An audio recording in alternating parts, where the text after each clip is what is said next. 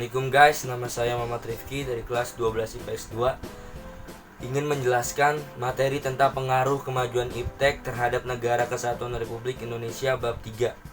Tujuan pembelajaran ini diharapkan kalian mampu memahami hakikat iptek, perkembangan iptek di dunia dan di Indonesia, serta mengidentifikasi pengaruh positif dan pengaruh negatif perkembangan ilmu pengetahuan dan teknologi dalam kehidupan kebinekaan. Tak perlu lama lagi, kita langsung saja ke pembahasan kita.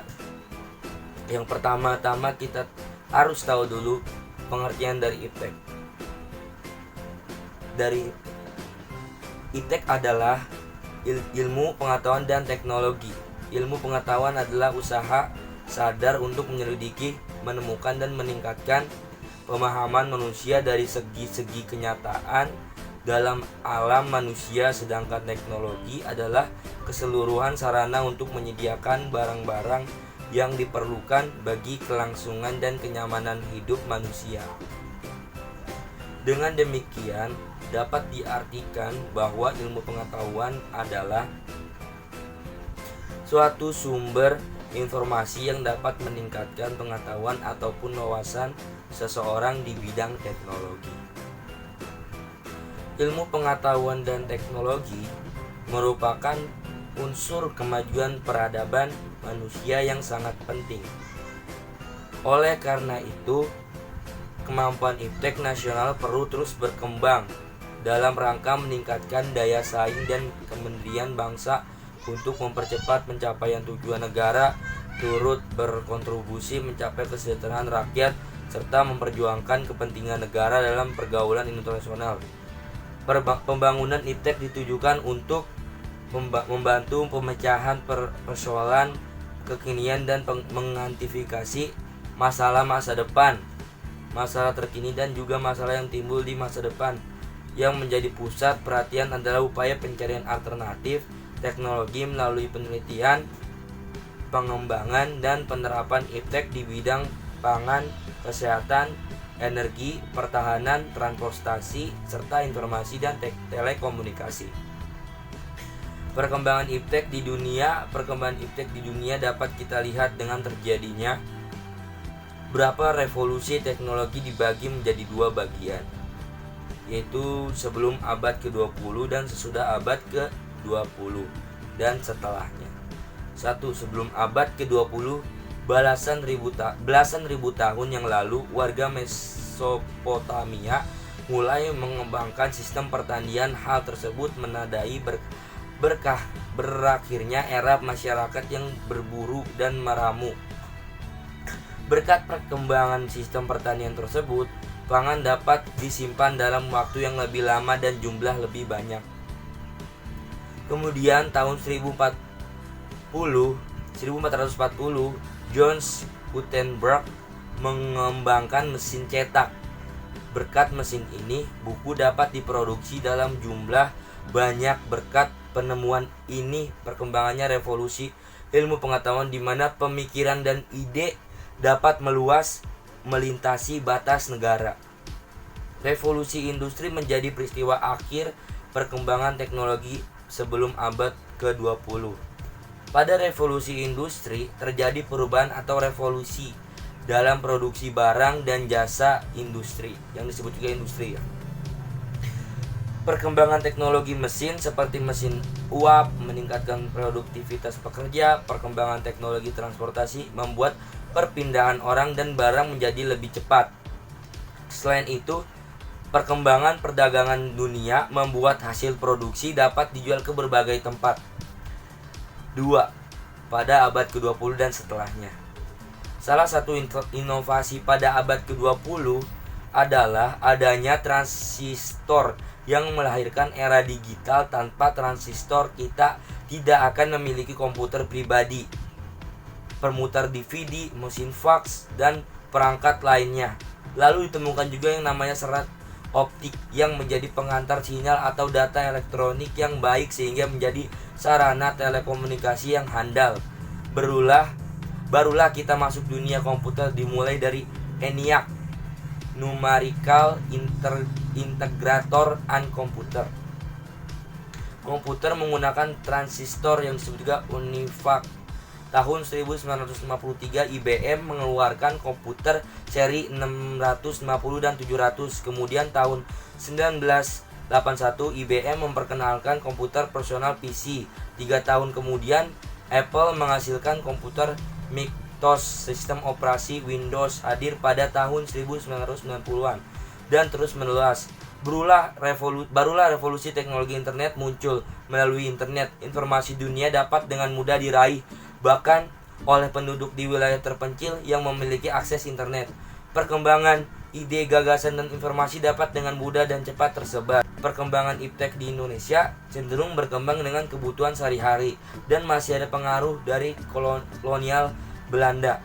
Sebelum abad ke-20, nenek moyang Indonesia memulainya di bidang pertanian dengan penerapan tersaring yang baik sehingga irigasi di sawah dapat berjalan dengan lancar. Sistem ini hadir pada abad ke-11. Perkembangan ke daerah Bali dengan sistem subaknya pada tahun 1772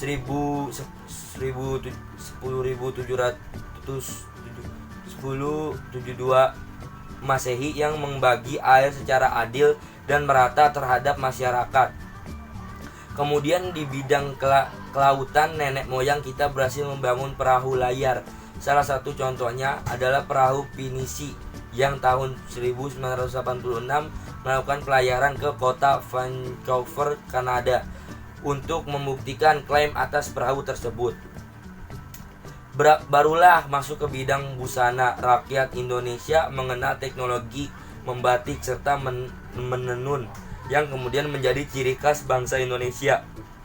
Terus berkembang ke bidang lainnya seperti arsitektur, rumah adat dengan candi-candi megah, contohnya Candi Borobudur dan Candi Prambanan. 2. Pada abad ke-20 dan setelahnya, iptek di Indonesia dipengaruhi oleh warisan zaman kolonial Belanda.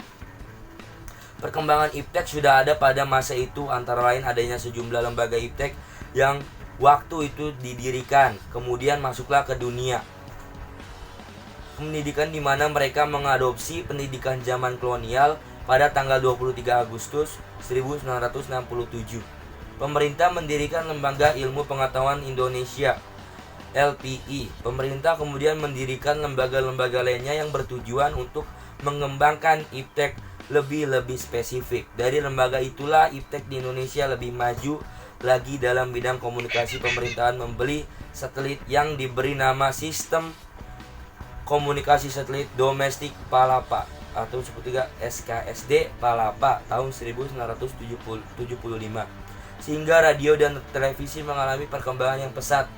Akhirnya sampai penemuan yang luar biasa dari Prof. Dr. Andes B.J. Habibie yang perkembangan teknologi pesawat terbang di bawah naungan PT Dirgantara Indonesia atau disebut juga DI. Berikut ini akan disampaikan pengaruh positif dan negatif dari kemajuan iptek di beberapa bidang bagi bangsa dan negara Indonesia. Di bidang ekonomi. 1. Pengaruh positifnya. Pertumbuhan ekonomi yang semakin tinggi di semua daerah atau wilayah negara Kesatuan Republik Indonesia. 2. Terjadinya industrialisasi terjadinya industrialisasi di beberapa wilayah yang memiliki sumber daya alam sehingga menciptakan lapangan kerja bagi masyarakat sekitar. C. Produktivitas dunia industri semakin meningkat. D. Persaingan dalam dunia kerja sehingga para pekerja menuntut untuk selalu menambah skill pengetahuan yang dimiliki. E. Peningkatan kreativitas masyarakat setempat dalam memproduksi hasil unggulan daerah. 2. Pengaruh negatif. A. Terjadinya pengaruh bagi tenaga kerja yang tidak mempunyai kualifikasi yang sesuai dengan yang dibutuhkan. B. Meningkatnya sifat konsumtif. C. Kemajuan TIK juga akan semakin memperarah kesenjangan sosial yang terjadi di masyarakat antara orang kaya dan orang miskin. Di bidang sosial budaya. 1. Pengaruh positifnya.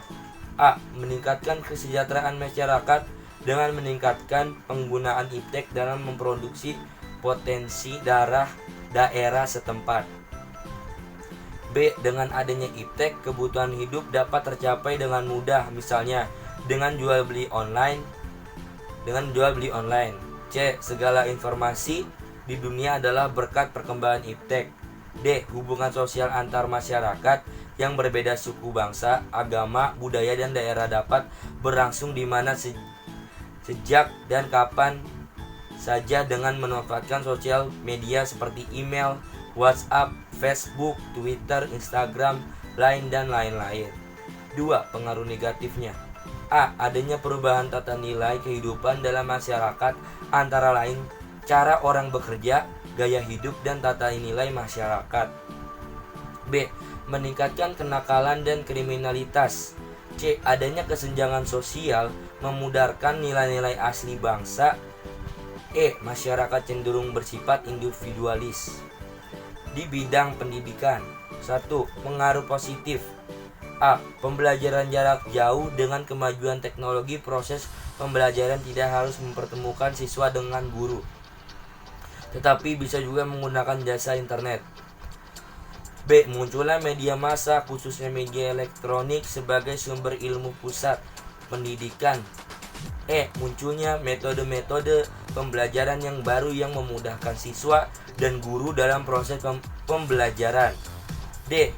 Kita akan lebih dapat mendapatkan informasi-informasi yang akurat dan terbaru di seluruh dunia. E. Teknologi menawarkan media audio visual yang interaktif pada proses pembelajaran. 2. Pengaruh negatifnya. 2. A. Penyalahgunaan teknologi yang lainnya adalah pengetahuan yang melakukan tindak kriminal atau tidak dibenarkan. B. Menurunnya motivasi dan prestasi belajar serta berkurangnya jumlah jam belajar karena dipakai untuk bermain game. C. Kemerosotan moral masyarakat, khususnya di kalangan remaja dan pelajar. Sekian materi dari saya supaya bisa nyampe materi yang saya jelaskan. Sekian, bila ada kata-kata yang kurang berkenan di hati Anda, tolong dimaafkan. Wabillahi taufiq wa hidayah. Wassalamualaikum warahmatullahi wabarakatuh.